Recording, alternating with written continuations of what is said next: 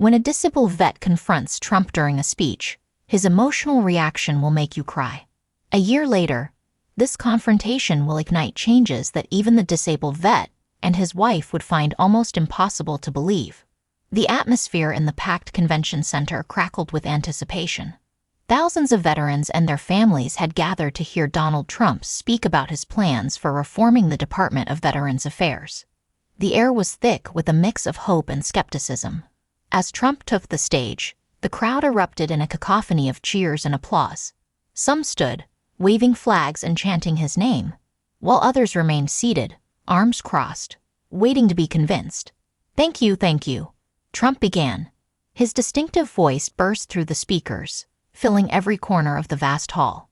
"We're going to make the VA outstanding again, folks, believe me." His words were met with nods of agreement and sporadic applause, but there was an undercurrent of restlessness in the crowd. These were men and women who had heard political speeches before and lived the reality behind the rhetoric. As Trump continued, a commotion near the front of the crowd caught his attention.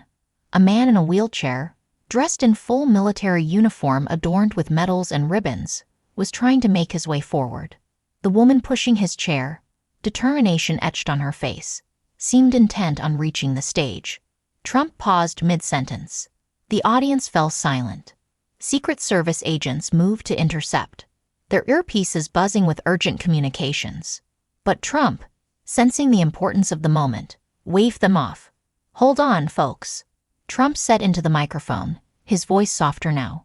"I want to hear what this brave veteran has to say." The crowd parted like the Red Sea, creating a path for the wheelchair.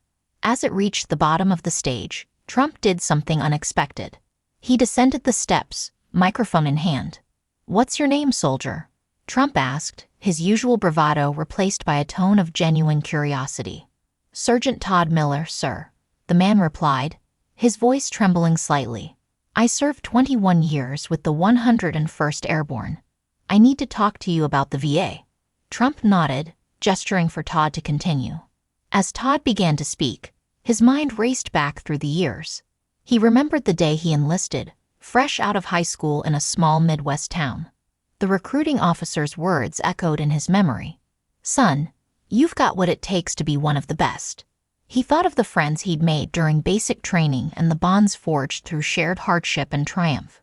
Todd's mind flashed to his multiple deployments to Iraq and Afghanistan. The searing heat, the constant tension, and the moments of sheer terror interspersed with long stretches of mind-numbing boredom. He remembered the pride he felt leading his fellow soldiers into battle, as well as the weight of responsibility for their lives on his shoulders. And then, unbidden, came the memory of that fateful day when an IED changed everything. The deafening explosion, the world turning upside down, the searing pain, and then nothing. He had woken up in a field hospital, his legs gone, his future uncertain. The explosion left Todd with severe spinal injuries and both legs missing. But it was the battles he faced after returning home that truly tested his spirit. Endless paperwork, bureaucratic hurdles, and a system that seemed designed to wear down even the most resilient veterans. He remembered the countless hours spent in VA waiting rooms, the phone calls that went unanswered, and the promises of care that never materialized. She had sacrificed her own career as a teacher to become his full-time caregiver. But as the months turned into years, even her unwavering support couldn't shield Todd from the growing sense of abandonment by the country he had sacrificed so much to serve. As these memories flooded back, Todd's composure began to crack. His voice, which had started strong, now quivered with emotion. "Mr. President," he continued, tears welling up in his eyes, "the system is broken. I've been trying for months to get the care I need, but I'm caught in an endless cycle of red tape and waiting lists. April Hare," he gestured to his wife, "has become my full-time caregiver because the VA can't or won't help. Something has to change." The crowd watched in stunned silence as this decorated veteran, a symbol of strength and sacrifice, broke down before them. Many in the audience found themselves wiping away their own tears, moved by the raw emotion of the moment. Veterans in the crowd nodded in silent understanding, their own struggles reflected in Todd's words. Trump, visibly affected by Todd's breakdown, placed a hand on the veteran's arm. "Todd," he said, his voice uncharacteristically gentle. "I want you to know that I hear you. Your service, your sacrifice, it means everything to this country, and you deserve so much better than what you're getting." As Todd struggled to regain his composure, Trump addressed the crowd. "Folks, what we're seeing here is a wake-up call. Our brave veterans, the men and women who put everything on the line for our freedom, are being let down by a broken system. It's unacceptable, and it stops now." Trump's voice grew stronger, filled with determination.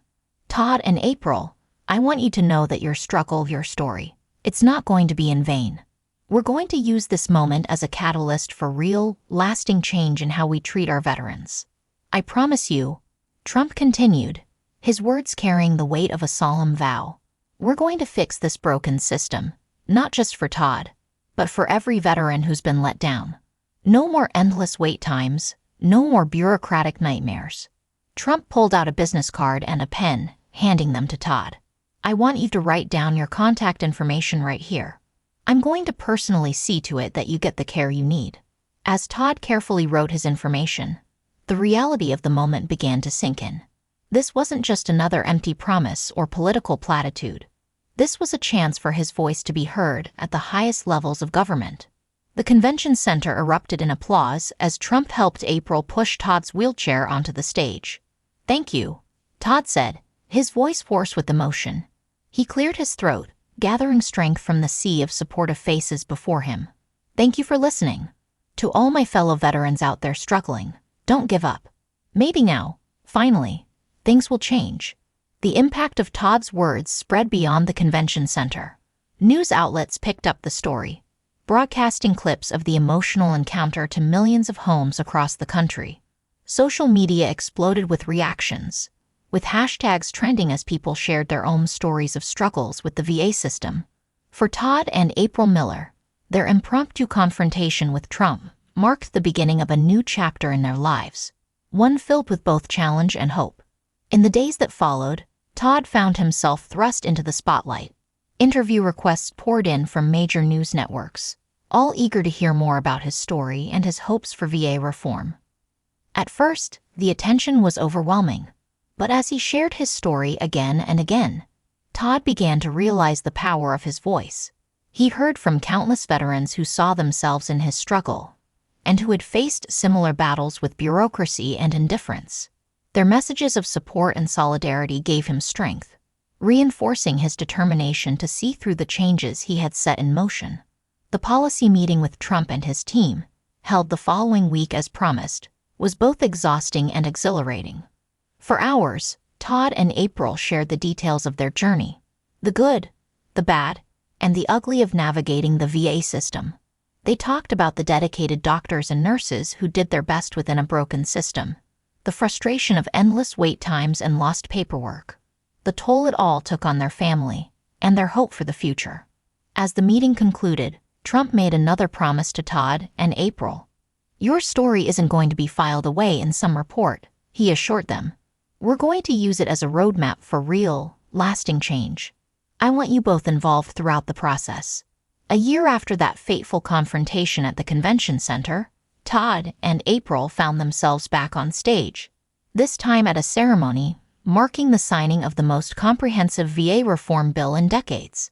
As Todd watched the president sign the legislation into law, he felt a profound sense of accomplishment mixed with humility. He knew that this was just the beginning.